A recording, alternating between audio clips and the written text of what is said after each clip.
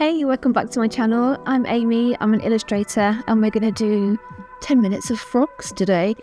These sketchbooks I got for Christmas, they are from my son. He's 15, and I think it's highly likely that these sketchbooks have come from the art room. I'm not sure why he's got 9 of them, but sometimes it's best not to ask, because I do quite like a sea white sketchbook. These are the colours that I'm using for the toad, being quite reserved for the first one. Just a handful of colours. He ended up looking a bit like Hypnotoad, and it's the least colourful of the 3, so automatically he's my least favourite. But I'm just getting to grips with these markers, having some fun with them. They're from Ohuhu.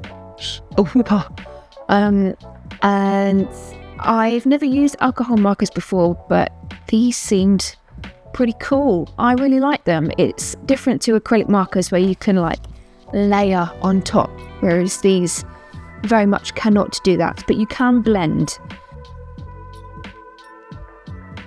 So it's about being brave, really, putting those big marks in. And I fall victim to not being brave enough, I think, on a couple of these. But it's all good fun. Making mistakes is where you learn from. I played it safe with this one and used a really limited amount of colours. And I try and build it up, particularly on the chest of this little toad. But you get to a point where no more saturation is going to go down. So you then have to think about different ways to get the shading and colour that you want. And for me, my favourite way to do this is with pencils on top of markers. It adds this really soft kind of depth to it that I really like.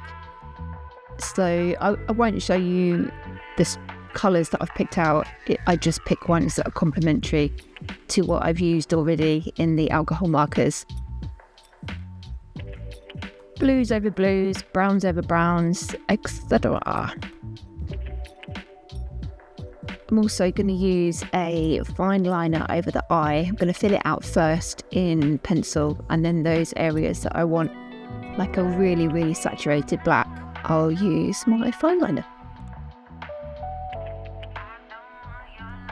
And then that white acrylic marker is coming back in to add little highlights and wet hints of white to suggest that it might be a slimy toad, although this one looks the most matte out of all of them. I'm really pleased with it. I thought this one went quite well. I played it quite safe. Oh, he's so cute. I like his big chest. Next up, we've got a type of tree frog. I'm not sure which one, but I absolutely loved the reds and yellows in this. These are the colours that we're working with, branching out a little bit, and this blue contrasts so nicely with the red and the yellow. Well, it's orange and yellow, but I put just a smidge of red at the top of this. I'm working through it light to dark, starting off with the blues and the oranges. Oh, I loved filling in this bit. So you start off with an orange and then pick up a yellow and blend that in, going over the top. And the way that the colours blend when you've got 2 that are really close together, super easy, and it looks lovely. Used 3 shades of blues to get the depth in the legs, and also I think I used the colourless blender as well a little bit to kind of merge the colours a bit more. And then the dots were all in black marker, which breaks up the blends a little bit as well, makes it look a little bit smoother. I fuffed around with the shape of his head a little bit, but in the end I had to leave it alone. There comes a point where working it even more is not going to do any good, so left it. And then the white marker magic comes in and we do all the little light reflections of the moisture on his back and legs, and I think it's beautiful. I love him so much. 10 out of 10 would draw again.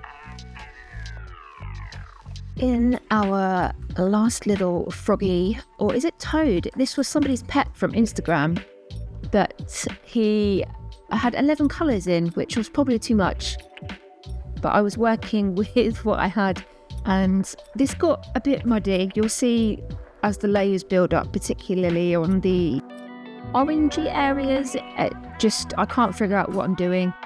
I didn't think this was salvageable, but we persevered, which I think is always important when something looks like it's not going to go well, is to stick with it and see what skills you can utilise to bring it back from the brink. So it wasn't until I started with the pencils on this that we had some depth through. And the dark green on the top, actually, when that started to go in, I was like, oh, I can see his shape now. He's quite blobby, so kind of getting the values of the shadows in was quite tricky. I love that point where the eyes go in as well. They're really dark eyes, and you're like, hi friend, nice to meet you. Last job again is the acrylic white marker, and I fudged up this first eye. The dot was too big. I think you can go too much with highlights in eyes, and it starts to look a bit more cartoony rather than lifelike. I don't know. In the end, I was happy with it, but he's not my favourite. Although every time I look at him, he's like growing on me a little bit more. Grumpy Toads. His arms aren't great, but if we look at above chin level, then I'm happy. If you've enjoyed this video, consider giving me a subscribe and a like, and leave me a comment down below. Tell me which one's your favourite. I know which one mine is. I want to know yours.